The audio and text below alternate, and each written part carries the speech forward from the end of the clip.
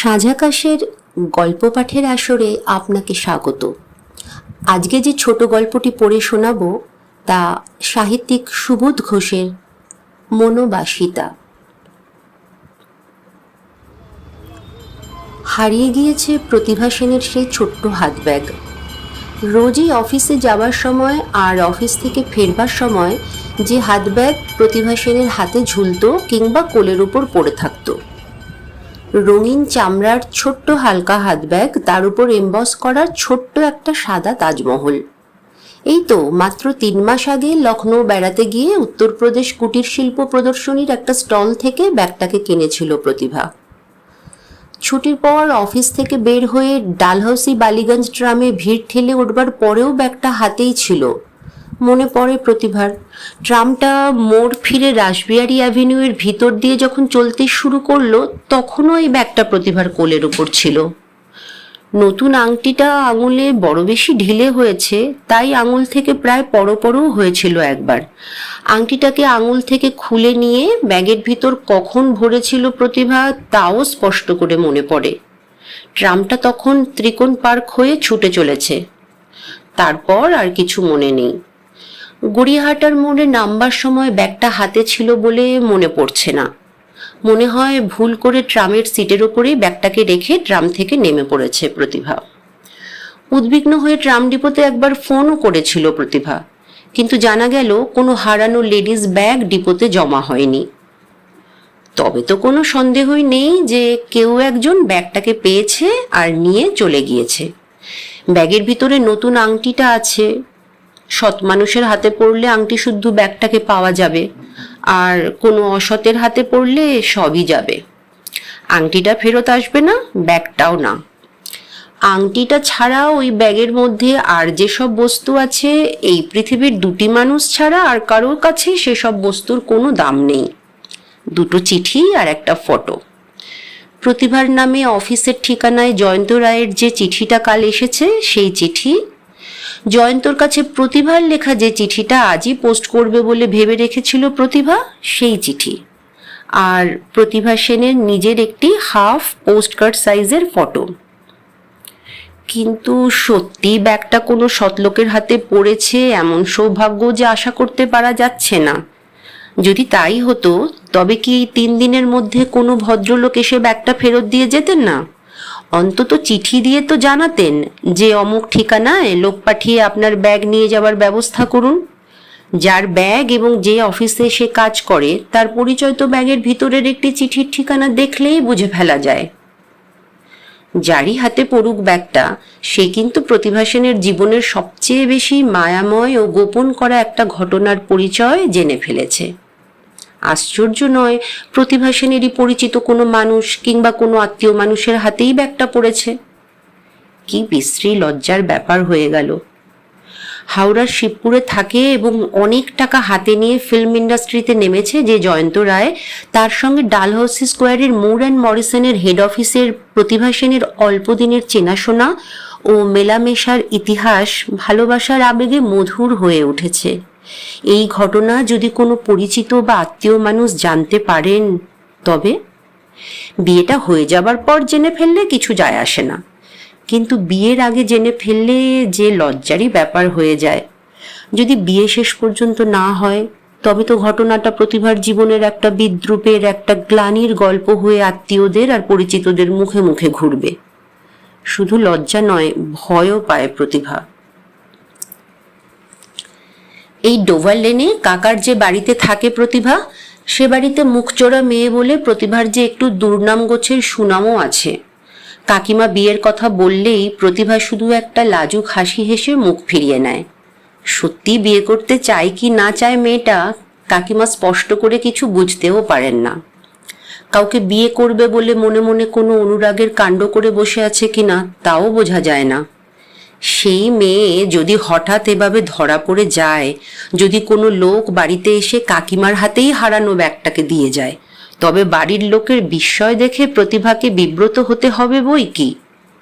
কেউ কেউ হয়তো বিরক্ত হয়ে একটা মন্তব্য করে বসবেন, ভালো করে না বুঝে সুঝে হঠাৎ কোথাকার কার সঙ্গে এসব কাণ্ড করে বসলো প্রতিভা।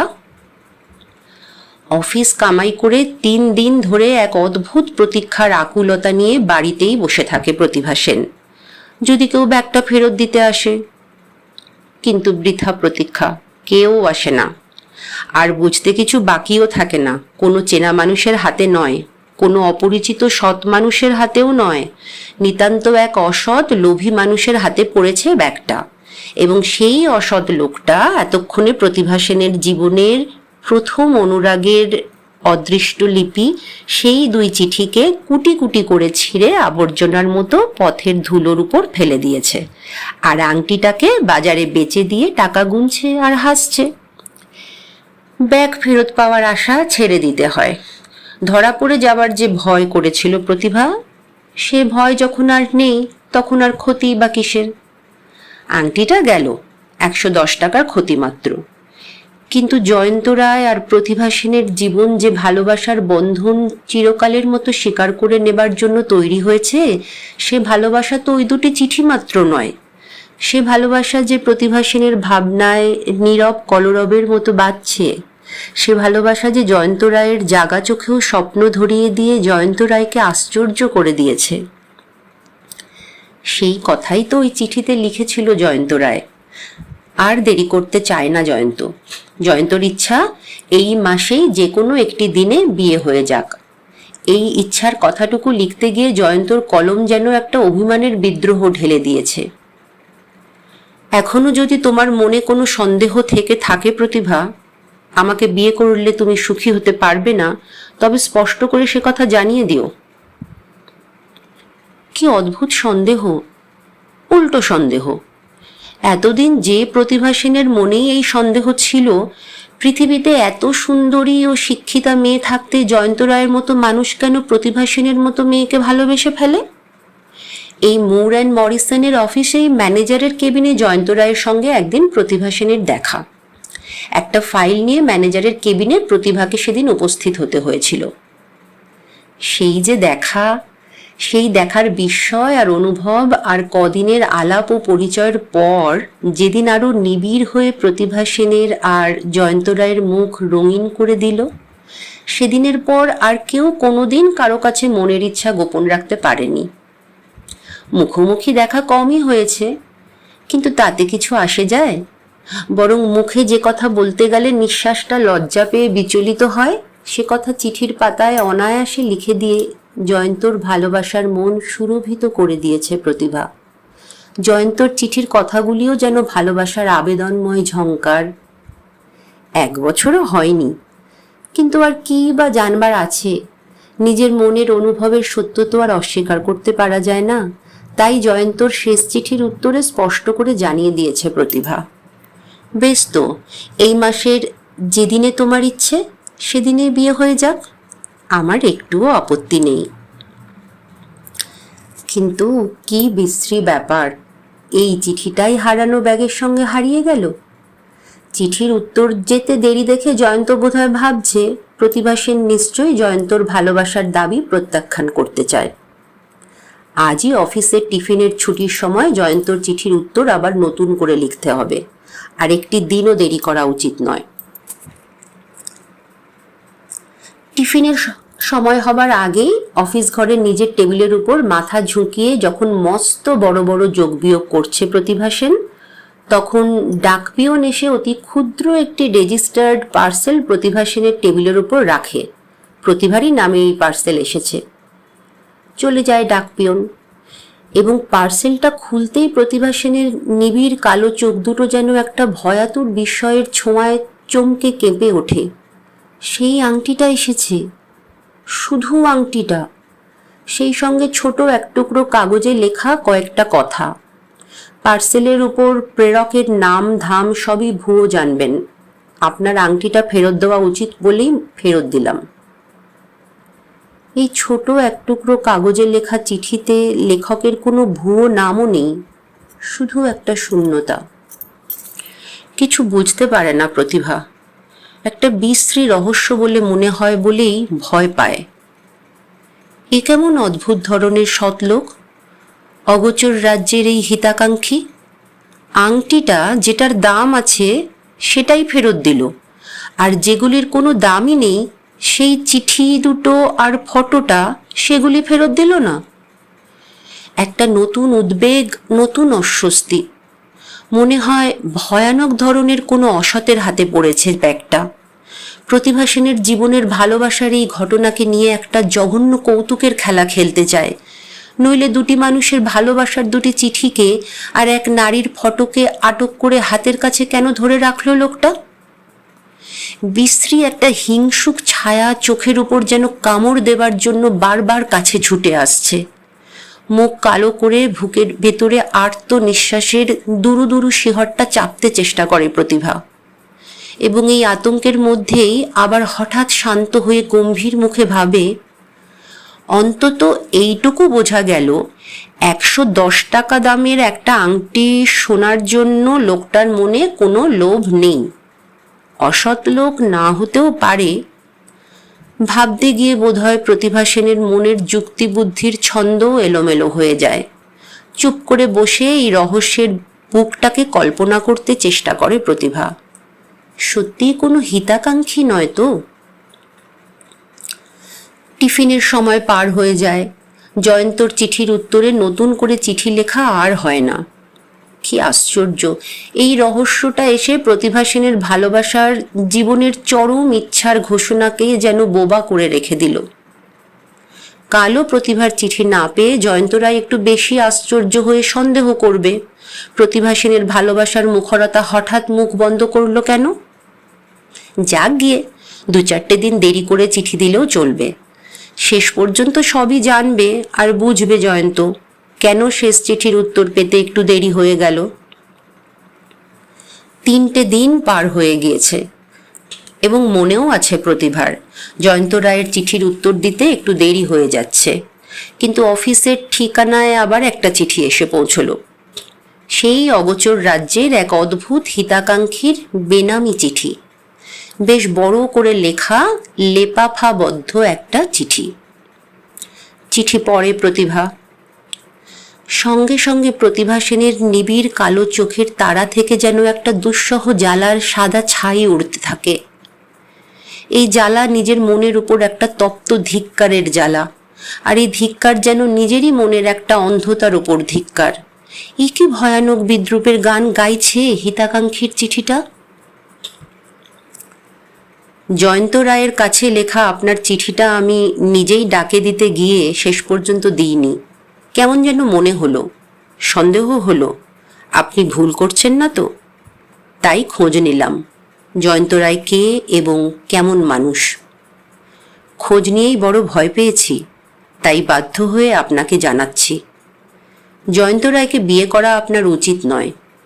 জয়ন্ত রায় মোটেই সচ্ছল অবস্থার মানুষ নয়।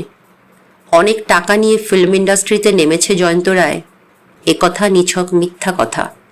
জয়ন্ত রায় রেস খেলা ছাড়া আর কোনো কাজই করে না। জয়ন্ত রায় এর আগে 3বার বিয়ে করেছে এবং পত্নী ত্যাগ করেছে। জয়ন্ত রায়ের নামে অনেক পাওনাদারের মামলা চলছে। শিবপুরে যে বাড়িতে থাকে জয়ন্ত, সে বাড়ি জয়ন্তর বাড়ি নয় এবং ভদ্রলোকের থাকবার বাড়িও নয়। ওটা একটা জুয়ার আড্ডা। আমার কথা যদি অবিশ্বাস করেন তবে অন্তত একবার হাওড়া পুলিশের কাছে খোঁজ নেবেন, তখন বুঝতে পারবেন যে আমি একটি কথাও মিথ্যা বলিনি এবং বাড়িও বলিনি। বাড়ি ফিরে গিয়ে এই চিঠি হাতে নিয়ে কাকিমার কাছে কেঁদে পড়ে প্রতিভা, এবং পরদিনই হাওড়া পুলিশের কাছ থেকে খোঁজ নিয়ে এসে কাকা বললেন, খুব বেঁচে গিয়েছে প্রতিভা, জয়ন্ত রায় একটা অমানুষ। কিছুক্ষণ গম্ভীর হয়ে থেকে কাকাও একটা বিস্ময়ে বিচলিত হয়ে কাকিমার মুখের দিকে তাকিয়ে বলেন, তবু ভাবতে ভালো লাগছে জয়া, এরকম সৎ, নিঃস্বার্থ ও হিতাকাঙ্ক্ষী মানুষও আছে। কাকিমা, কার কথা বলছো? কাকা, এই যে চিঠি লিখেছেন অথচ নাম দেননি যে ভদ্রলোক। কাকিমা, আংটিটা আগেই পাঠিয়ে দিয়েছেন। কাকা, আশ্চর্য মানুষ, দেখতে ইচ্ছে করে। 2 দিন পরে একলা ঘরে বসে নিজেরই মনের ভাবনার মধ্যে এই সত্য অনুভব করে আর ছটফট করে প্রতিভা। প্রতিভা সেনেরও যে দেখতে ইচ্ছে করে, এমন করে আড়ালে থেকে অকারণে প্রতিভা সেনের জীবনের এত বড় উপকার করে দিল যে সে মানুষকে চোখে দেখবার জন্য মনটা মাঝে মাঝে বড় বেশি ব্যাকুল হয়ে ওঠে। আরও আশ্চর্য, এই ব্যাকুলতার জন্য কোনো লজ্জা পায় না প্রতিভা। জয়ন্ত রায় একবার টেলিফোনে কথা বলেছিল, প্রতিভা সেন শুধু একটি কথা বলে বক্তব্য শেষ করে দিয়েছে, কোনো কথা বলতে চাই না। অফিসে বসে কাজ করতে করতেই আনমনা হয়ে যায় প্রতিভা। টেলিফোনে কি সেই মানুষটির গলার স্বর কোনোদিন শুনতে পাওয়া যাবে না? কাছে এসে দেখা দিতে যদি বাধা থাকে থাকুক, না আসুক, কিন্তু টেলিফোনে কথা বলতে কি বাধা থাকতে পারে? একবার শুধু বললেই তো হয়, আমি আপনার উপকার করেছি। সেই মুহূর্তে প্রতিভাও তার মনের সব ব্যাকুলতা গলার স্বরে ঢেলে দিয়ে বলে দিতে পারবে, আপনাকে সহস্র ধন্যবাদ। কিন্তু কে জানে প্রতিভা সেনের কাছ থেকে একটা ধন্যবাদ নেবারও লোভ আছে কিনা ভদ্রলোকের মনে, কিংবা হয়তো প্রতিভা সেনের মতো মেয়েকে ঘৃণাই করেন ভদ্রলোক। ভালোবাসতে গিয়ে সত্য মিথ্যার বোধ হারিয়ে ফেলে ভালো মন্দ ঠাহর করতে পারে না যে মেয়ে, তাকে ঘৃণা করে আর ভয় না করে পারবেনই বা কেন? কিন্তু ভদ্রলোকেরও কি আর একটা সত্য জানতে ইচ্ছে করে না? জানতে পারলে যে নিজেই সুখী হবেন। তারই চিঠির পুণ্যে প্রতিভা সেনের জীবন একটা মরণ থেকে বেঁচে গিয়েছে, জয়ন্ত রায়কে বিয়ে করবার দুর্ভাগ্য থেকে রক্ষা পেয়েছে, ভদ্রলোকের চিঠির অনুরোধ জয়ী হয়েছে, প্রতিভা সেনের অন্ধতা ঘুচে গিয়েছে। জানতে পেরেছেন নিশ্চয়ই। যিনি এত খোঁজ নিতে জানেন তিনি কি আর এটুকু খোঁজ না করে আছেন?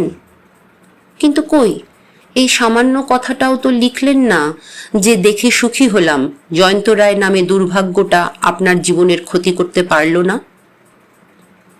জানতে কি ইচ্ছে হয় না ভদ্রলোকের প্রতিভা সেন আবার কোনো ভুল করল কিনা? সে মানুষের মনে এমন ইচ্ছে দেখা দেবে না, হতেই পারে না। মনে হয় আড়াল থেকে খোঁজ নিচ্ছেন, কিন্তু খোঁজ নিতে হলে যে প্রতিভা সেনকে দেখবারও দরকার হয়ে পড়ে। সত্যি কি এই অদ্ভুত ভদ্রলোক আড়াল থেকে প্রতিভাকে দেখছেন? প্রতিভার মনের একটা সন্দেহ, কিন্তু সন্দেহটা যেন প্রতিভার মুখের উপর আলো ছড়িয়ে দিয়ে হাসতে থাকে। না, সন্দেহ কেন হবে? বিশ্বাস করতেই যে ইচ্ছে করে। প্রতিভার আসা যাওয়ার উপর, প্রতিভার মুখের সব ভাবনাময় শিহরগুলির উপর নিয়ত চোখ রেখে আনাগোনা করেন ভদ্রলোক। প্রতিভার জীবনকে ভুলের ভয় থেকে আগলে রাখবার জন্য একটা মায়াময় শাসন, একটা সতর্ক উপকার প্রতিভার মুখের দিকে তাকিয়ে থাকে। বেশ একটু দূরে দূরে থাকে বোধ হয়, হয়তো মাঝে মাঝে খুব কাছাকাছি এসে প্রতিভার চোখের উপর দিয়েই চলে যায়। তার ছায়া এসে প্রতিভার গায়ের উপর পড়ে, তার নিঃশ্বাসের বাতাস প্রতিভার গায়ে লাগে, কিন্তু তাকে চিনতে পারে না প্রতিভা, চিনবার উপায়ই নেই। কিন্তু কোনোদিন কি চিনে ফেলতে পারা যাবে না? যেমন অফিসের শত কাজের ব্যস্ততার মধ্যে, তেমনি বাড়িতে ঘরের নিভৃতে চুপ করে বসে থাকা অলস অব্যস্ততার মধ্যে ভাবনাগুলি যেন প্রতিভা সেনের মনের ভিতরে ছটফট করতে থাকে। দূর ছাই, নিজের উপর রাগ করে প্রতিভা। এটাও যে একটা নতুন আপদ হয়ে উঠল। ভাবতে ভাবতে শেষে হিস্টেরিয়ায় না ধরে বসে। আবোল তাবোল চিন্তার গ্রাস থেকে রেহাই পেতে চায় প্রতিভা, কিন্তু বুঝতেই পারে না কি চেষ্টা আর কেমন চেষ্টা করলে রেহাই পাওয়া যেতে পারে। নিজের উপর আরও রাগ হয় যখন বুঝতে পারে যে মনটাই ভাবনাগুলিকে ছাড়তে চায় না। হিস্টেরিয়ার আর বাকি কি? সেদিন কাকিমাও হঠাৎ প্রতিভার মুখের দিকে অদ্ভুতভাবে তাকিয়ে অনেকক্ষণ ধরে কি যেন ভাবনা করলেন বলে মনে হলো। কাকিমার চোখের রকম দেখে সন্দেহ করে অন্য ঘরে যাবার জন্য প্রতিভা এগিয়ে যেতেই কাকিমা গম্ভীর হয়ে বলেন, মিছিমিছি তোমার এত ভাবনা করা ভালো দেখায় না প্রতিভা। আবার কি যে ভাবছো কে জানে। না, ঠিক ভাবনা নয়, গুমরে রয়েছে প্রতিভা সেনের মন। হিতাকাঙ্ক্ষীর তুচ্ছতা যেন প্রতিভার সুন্দর মুখটাকে অপমান করেছে। প্রতিভার সুন্দর মুখেরও যে যথেষ্ট অহংকার আছে। ঘরের ভিতরে ঢুকে আর মিছিমিছি একটা বই হাতের কাছে টেনে নিয়ে অলস ও উদাস হয়ে বসে থাকে প্রতিভা। সত্যিই তো, একেবারে মিছিমিছি। কাকিমার অভিযোগ একটুও মিথ্যে নয়। সেই হিতাকাঙ্ক্ষীর বোধ হয় শুধু আত্মাটাই আছে, অবয়ব নেই। তাকে দেখতে পাওয়া যাবে, তাকে চিনে ফেলবে আর ধরে ফেলবে প্রতিভা, এই আশা নিতান্ত অবাস্তব আশা। রাগ হয় সেই ভদ্রলোকের উপর। ভদ্রমহোদয় তাঁর উদারতার গর্বে নিজেকে একেবারে অদৃশ্য করে রেখেছেন বলেই না প্রতিভা সেনের ভাবনাকে বৃথা ভাবনা বলে মনে করেন কাকিমা, আর প্রতিভার আশা প্রতিভার নিজেরই কাছে অবাস্তব বলে মনে হয়। অফিসে যাওয়ার সময় হতে এখনো অনেক বাকি আছে, তবু মিছিমিছি ব্যস্ত হয়ে তোয়ালে হাতে নিয়ে ঘরের বাইরে গিয়ে বারান্দার আয়নার কাছে একবার দাঁড়ায় প্রতিভা। চমকে ওঠে, তারপর একেবারে সুস্থির হয়ে দাঁড়িয়ে শুনতে থাকে প্রতিভা। ভিতরের ঘরে কাকার সঙ্গে কথা বলছেন কাকিমা। প্রতিভা যার কথা ভেবে উতলা হচ্ছে সে দেখা দিতে আসবে বলে মনে হয় না। কাকা, হ্যাঁ, কার কথা ভাবছে প্রতিভা? কাকিমা, ওই সেই তার কথা যাকে চেনে না প্রতিভা, হারানো আংটিটা পাঠিয়েছে যে। কাকা, কিন্তু তারও তো একবার এসে দেখা দেওয়া উচিত ছিল, এরকম একটা রহস্য হয়ে থাকবার দরকার ছিল না। কাকিমা, বোধহয় প্রতিভাকে পছন্দই করে না।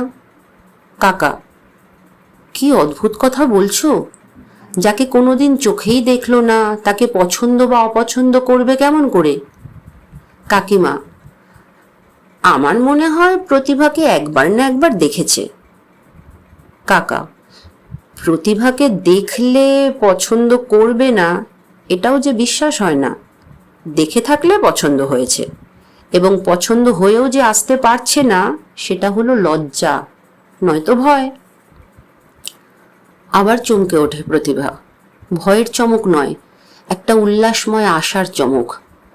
আয়নার দিকে তাকিয়েও আশ্চর্য হয় প্রতিভা। মুখের চেহারা যেসব লজ্জার মাথা খেয়ে এক মুহূর্তে বদলে গিয়ে হাসছে, যেন প্রতিভার হৃৎপিণ্ডটাই হাসছে, আর মনটাও একটা উতলা খুশির নিঃশ্বাসের সঙ্গে লুটোপুটি করছে। কোনো সন্দেহ নেই, হিতাকাঙ্ক্ষী মশাই প্রতিভা সেনের মুখটাকে আড়াল থেকে দেখে মুগ্ধ হন এবং সরে যান। ঘরের ভিতরে ঢুকে আরো অনেকক্ষণ চুপ করে বসে থাকলেও প্রতিভা সেনের এই নতুন কল্পনার ছবিটা মনের ভিতর হেসে হেসে মাতামাতি করতে থাকে।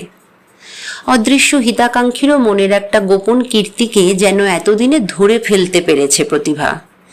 আর চিনতে বাকি কি, 110 টাকা দামের আংটিটা ফেরত দিতে পারে, কিন্তু ফটোটা ফেরত দিতে পারে না। ইস, কি নির্লোভ মন! কিন্তু সে কি এই লজ্জা আর ভয়ের জন্য চিরকাল নিজেকে প্রতিভার কাছে অচেনা আর অধরা করে রাখবে? প্রতিভা সেনের জীবনটাকে ভাবিয়ে ভাবিয়ে চিরটাকাল শাস্তি দেবে? এই মানুষটার মনেও কি হিস্টেরিয়া আছে? প্রতিভার ফটোটা চিরকাল বুকের কাছে লুকিয়ে রাখবে আর চোখের কাছে তুলে নিয়ে দেখবে, অথচ প্রতিভার জীবন্ত চোখের কাছে এসে দাঁড়িয়ে একটা কথা বলবে না? অদ্ভুত লজ্জা আর অদ্ভুত ভয়। টেবিলের উপর হাত পেতে আর সেই হাতের উপর মাথা পেতে দিয়ে চোখ বন্ধ করে আরো কিছুক্ষণ বসে থাকবার পর যখন ঘড়ির দিকে তাকায় প্রতিভা, তখন বুঝতে পারে ঘড়িটাকে স্পষ্ট দেখা যাচ্ছে না, কারণ চোখ দুটো ভিজে গিয়েছে। শাস্তির পালা শুরু হয়ে গিয়েছে। ভদ্রলোকের বোকা ভয় আর বোকা লজ্জার জন্যই এই শাস্তি। কিন্তু তাকে কি কোনোদিন চিনে ফেলতে পারবে না প্রতিভা? কেন পারবে না? আবার মাথা ঝুঁকিয়ে হাতের উপর মুখ গুজে দিয়ে যেন একটা প্রতিজ্ঞার জ্বালায় ছটফট করতে থাকে প্রতিভা। তাকে চিনতে হবেই, না চেনা দিয়ে যাবে কোথায়? প্রতিভা সেনের চোখও চারদিকের সব ছায়া, সব মুখ, সব দৃষ্টি আর সব নিঃশ্বাসের শব্দের উপর পাহারা রাখবে। দেখা যাক তাকে চিনতে পারা যায় কিনা। অফিসে যাবার আগে আজ যেমন সাজে নিজেকে সাজায় প্রতিভা, মনে পড়ে না তেমন সাজে সুষমার বিয়ের নিমন্ত্রণে যাবার দিনেও নিজেকে সাজিয়েছিল কিনা। আয়নার দিকে তাকিয়েও মনে মনে স্বীকার করে প্রতিভা, প্রতিভার এই মুখের ছবিটা এর চেয়ে বেশি সুন্দর হয়ে কোনোদিন ফুটে ওঠেনি। ভাগ্যের লীলাকলার রকম দেখেও মনে মনে একটা দুঃখের হাসিও হেসে ফেলে প্রতিভা। ভাগ্যটা যেন প্রতিভাকে ঘাড়ে ধরে এক অদ্ভুত হয়রানির অভিসারে পৃথিবীর পথের উপর ছেড়ে দিচ্ছে। ছোট্ট সাদা তাজমহল আঁকা সেই রঙিন চামড়ার ব্যাগ, যে ব্যাগটা প্রতিভা সেনের জীবনে এই অদ্ভুত ঘটনা ঘটিয়েছে, সেই ব্যাগটি তো আর নেই। প্লাস্টিকের নতুন একটি লেডিস ব্যাগ কিনেছে প্রতিভা। সেই ব্যাগ হাতে নিয়ে অফিস যাওয়ার সময় রোজই যেমন, আজও তেমনই বাইরের বারান্দায় বেতের চেয়ারটার উপর কিছুক্ষণ বসে থাকে প্রতিভা। হঠাৎ শিউরে ওঠে প্রতিভা সেনের মুখ আর নিবিড় কালো চোখ। একটি মোটর গাড়ি মন্থর চালে চলতে চলতে রাস্তার ওপাশের গাছটার কাছে এ বাড়ির গেটের ঠিক ওদিকে এসেই থেমে যায়। গাড়ি ড্রাইভ করছেন যে ভদ্রলোক, সেই ভদ্রলোক গাড়ির ভিতরেই চুপ করে বসে তার চশমা পরা দুই চোখ একেবারে অপলক করে প্রতিভার দিকে তাকিয়ে থাকেন। চোখের সামনে আয়না নেই, তাই বুঝতে পারে না প্রতিভা কি নিবিড় কৌতূহলের ভারে অলস হয়ে টলমল করছে প্রতিভার চোখ। মুখ ফিরিয়ে অন্যদিকে তাকাতে পারে না, প্রতিভা ভদ্রলোকের দিকেই তাকিয়ে থাকে। অচেনা কোনো ভদ্রলোকের দিকে এভাবে তাকিয়ে থাকলে চোখ দুটো যে বেহায়া হয়ে যায়, এই সামান্য কাণ্ডজ্ঞান এই মুহূর্তে প্রতিভা সেনের চেতনা থেকেই যেন ঝরে পড়ে গিয়েছে।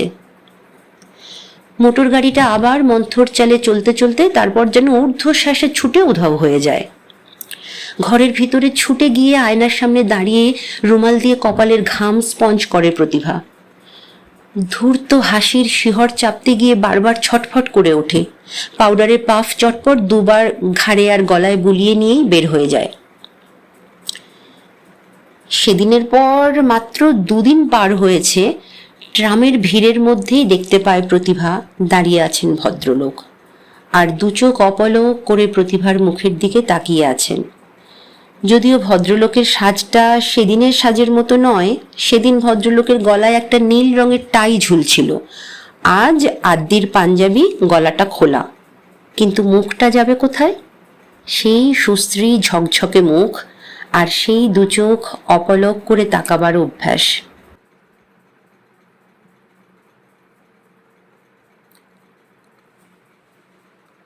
গড়িয়াহাটার মোড়ে ট্রাম থেকে নামবার সময় যখন সেই ঝকঝকে মুখটিকে দেখবার জন্য খোঁজ করে প্রতিভা সেনের চোখের প্রখর চাহনি, তখন প্রতিভার চোখ দুটোই হঠাৎ বিষণ্ণ হয়ে যায়। কে জানে কখন আর কোথায় নেমে গিয়েছেন ভদ্রলোক। প্রতিভা সেনের চোখের এই বিষণ্ণতাই আবার মাত্র 2টি দিন পার হয়ে যেতেই প্রসন্নতা হয়ে যায়। ফুটপাত ধরে হেঁটে অফিসের প্রবেশ দরজার দিকে এগিয়ে যেতেই দেখতে পায় প্রতিভা ফুটপাতের গা ঘেঁষে রাস্তার উপর একটা অচলন্ত গাড়ির ভিতরে নীল রঙের টাই ফুরফুর করে উঠছে। সেই অপলক দৃষ্টি। প্রতিভা সেনের সারা মুখ জুড়ে প্রসন্নতার হাসি মিষ্টি হয়ে ছড়িয়ে পড়ে। সে হাসি মুখ ঘুরিয়ে লুকিয়ে ফেলে অফিসের ভেতরে ঢুকে পড়ে প্রতিভা। আরও কতবার ট্রামে দেখা হলো, সিনেমা হাউসের গেটের কাছেও দেখা হলো। লেক রোডে সুষমাদের বাড়িতে একদিন বেড়াতে গিয়েছিল প্রতিভা। কি আশ্চর্য, সেখানেও সুষমাদের বাড়ি থেকে বের হতেই দেখতে পায় প্রতিভা বেশ একটু দূরে রাস্তার পাশে দাঁড়িয়ে আছে সেই কুচকুচে কালো গাড়িটা, তার ভিতরে সেই ঝকঝকে মুখ। দূর থেকেই প্রতিভার মুখের দিকে তাকিয়ে আছে ভদ্রলোক, যেন মুগ্ধ হয়ে দূর স্বপ্নলোকের একটা চাঁদের দিকে তাকিয়ে আছে। প্রতিভার চোখে একটা মৃদু ভ্রুকুটি যেন দুঃসহ অভিমানের শিহরের মতো কাঁপতে থাকে। প্রতিভা সেনের ফটো লুকিয়ে রাখতে ভয় নেই, লজ্জা নেই, যত ভয় কাছে এসে একটা কথা বলতে। ভদ্রলোকের ইচ্ছা প্রতিভা আগে কথা বলুক। প্রতিভা আর কত বেহায়া হবে বলে আশা করছে এই অদ্ভুত হিতাকাঙ্ক্ষী। ছি! কিন্তু এরকম একটা অকারণ লুকোচুরির খেলাও যে অসহ হয়ে উঠছে। তবু এই অসহ অবস্থাকেই অসহায়ের মতো আরও অনেকবার সহ্য করে প্রতিভা, সহ্য করতে বাধ্য হয়। ট্রামেতে আরও কতবার কাছাকাছি দেখা হয়েছে, সেই গাড়ি আরও কতবার ডোভাল লেনের এই বাড়ির ছায়া পার হতে গিয়েই মন্থর হয়েছে, থেমেছে আর চলে গিয়েছে। কথা বলবে বলে প্রতিভা নিজেই চেষ্টা করেছে, কিন্তু পারেনি। ঘরের নিভৃতে বসে চুপ করে ভাবতে গিয়ে প্রতিভার চোখের পাতা ভিজে যায়। কাকিমাও দেখে ফেলেন এবং দুঃখিত স্বরে ধমক দেন, তোমার হলো কি প্রতিভা, মিছিমিছি? ছি! মুখে বলতে পারা যায় না, কিন্তু লিখবেই বা কী করে? এই ঝকঝকে মুখের নামধামের কোনো পরিচয়ই যে জানে না প্রতিভা। হেস্তনেস্ত করবার একটা প্রতিজ্ঞা নিয়ে ছটফট করতে করতে একটা অদ্ভুত চেষ্টার চেহারা প্রতিভার কল্পনায় ফুটে ওঠে। এই নতুন ব্যাগটাকেও একবার ইচ্ছে করে হারিয়ে ফেললে কেমন হয়? ব্যাগ আটক করে রাখবার লোক আর অভ্যাস যার আছে, সে কি আবার এই হারিয়ে ফেলা ব্যাগটাও আটক করবে না? আর লোভীর মতো ব্যস্ত হয়ে সেই ব্যাগ খুলে ভালোবাসার চিঠি পড়ে ফেলবে না? কাণ্ডটা হিস্টিরিয়ারই মতো একটা কাণ্ড, কিন্তু শেষ পর্যন্ত একদিন সে কাণ্ড করেই ফেলল প্রতিভা।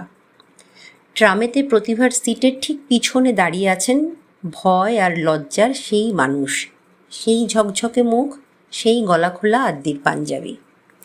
ব্যাগটাকে সিটের উপরে ফেলে রেখে দিয়ে হঠাৎ ট্রাম থেকে নেমে যায় প্রতিভা সেন। আপনার ব্যাগ ফেলে যাচ্ছেন? ঝকঝকে মুখের এতদিনের বোবাপনা হঠাৎ মুখর হয়ে ওঠে, কিন্তু শুনতেই পায় না প্রতিভা। চলন্ত ট্রামের জানলা দিয়ে ব্যাগটাকে বাইরে তুলে ধরে ডাকতে থাকেন হিতাকাঙ্ক্ষী, আপনার ব্যাগ! কিন্তু দেখতেই পায় না প্রতিভা। অনেকক্ষণ পরে এবং অনেকখানি পথ পায়ে হেঁটে পার হয়ে শ্রান্তভাবে পথের এক পাশে থমকে দাঁড়ায় প্রতিভা। একই কাণ্ড হয়ে গেল। প্রতিভার অভিমানের চিঠি এই হারিয়ে ফেলা ব্যাগের ভিতর থেকে বের করে নিয়ে এতক্ষণে নিশ্চয়ই পড়ে ফেলেছেন হিতাকাঙ্ক্ষী। আপনাকে চিনতে পেরেছি, বুঝতেও পেরেছি সব, কিন্তু বুঝতে পারি না এত ভয়ই বা কেন আপনার, আর এত লজ্জাই বা কেন? যদি আমাকে চিরকাল দেখবার ইচ্ছে থাকে, তবে অনায়াসে কাকার কাছে গিয়ে প্রস্তাব করতে পারেন। তাতেও যদি লজ্জা লাগে, তবে আপনার বাড়ির মানুষকে বলুন। আমাকে আর শাস্তি দেবেন না, এই অনুরোধ।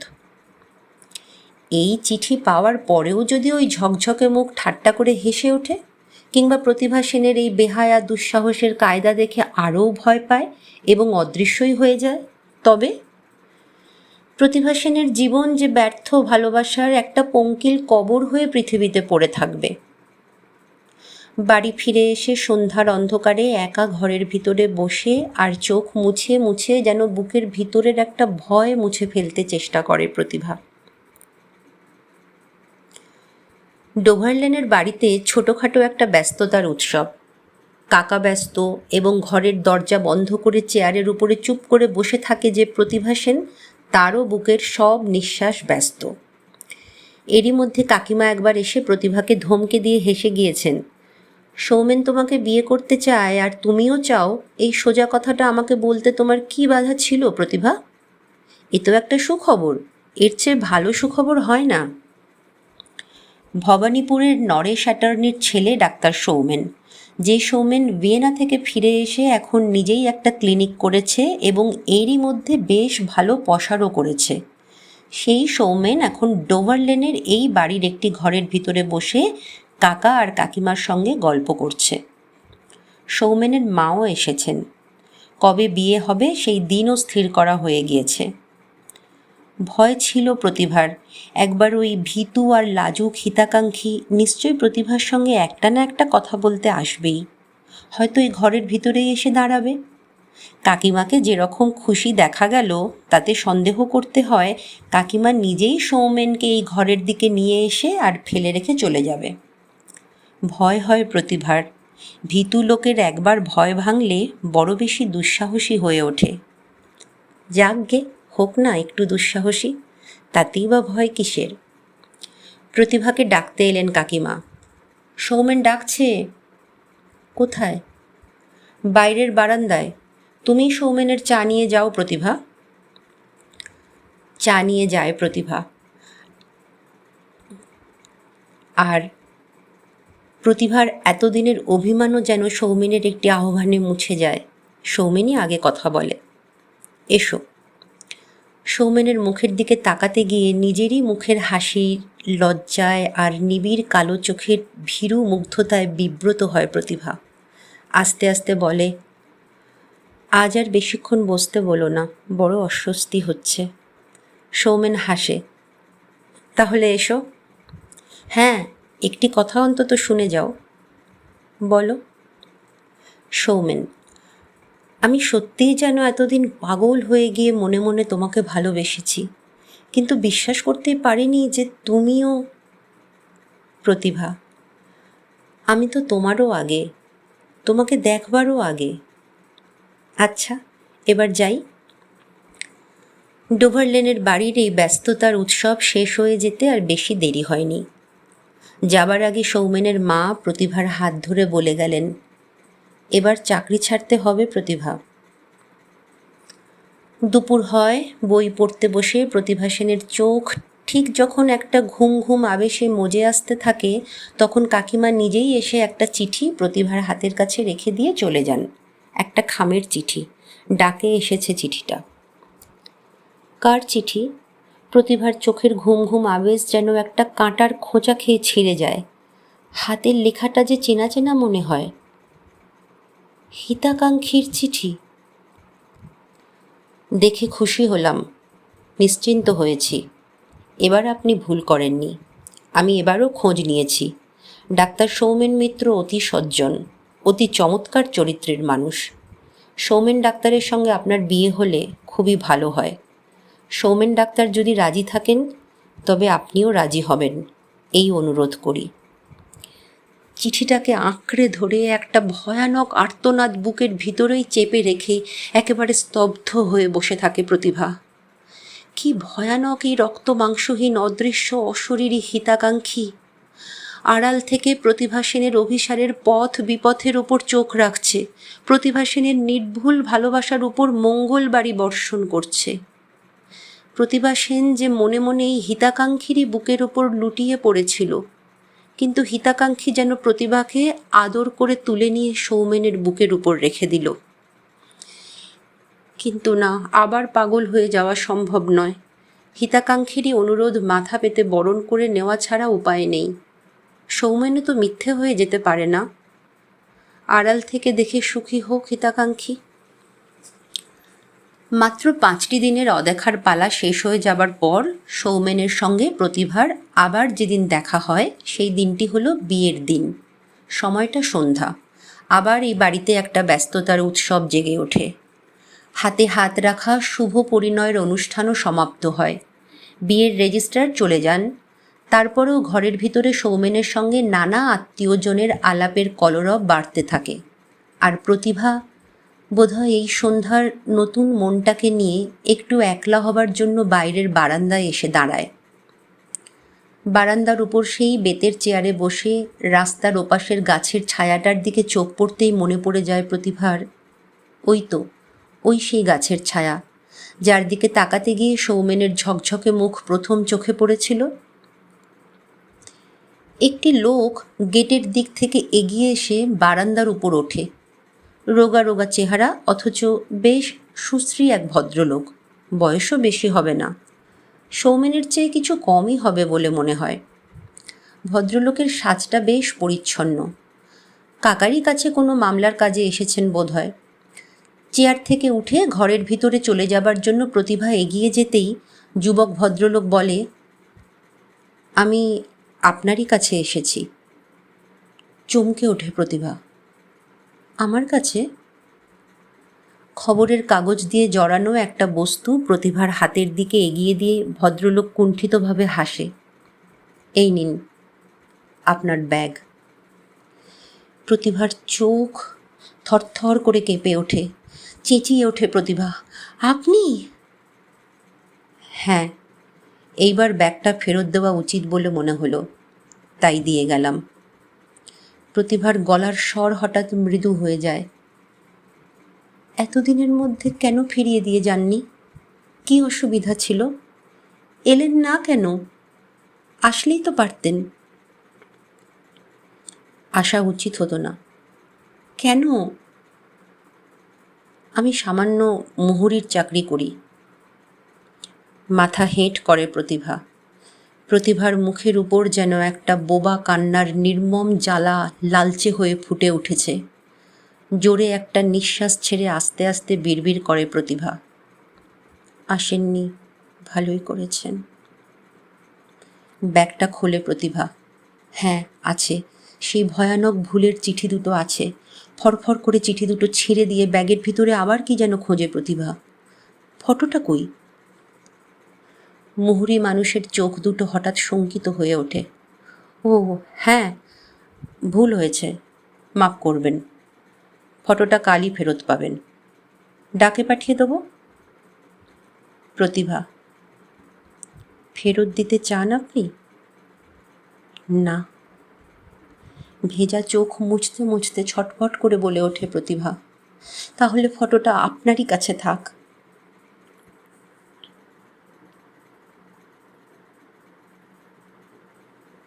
ভালোবাসার কত রকম ভেদ, তাই না? এই যে আজকের গল্পের হিতাকাঙ্ক্ষী, তিনি ভালোবাসার এক ধরনের বিশ্বাস করেন যেটা অন্তর্লীনা, আবার কেউ বা সোচ্চার ভালোবাসায় বিশ্বাস করে। তবে ভালোবাসা তো ভালোবাসাই, তাই না বন্ধু? কেমন লাগলো আজকের গল্পটি? ভালো লাগলে একটা লাইক কমেন্ট করতে পারেন, আর সাবস্ক্রাইব করে সাথে থাকবেন আবার নতুন কোনো গল্পের নোটিফিকেশান পেতে। আজ আসি।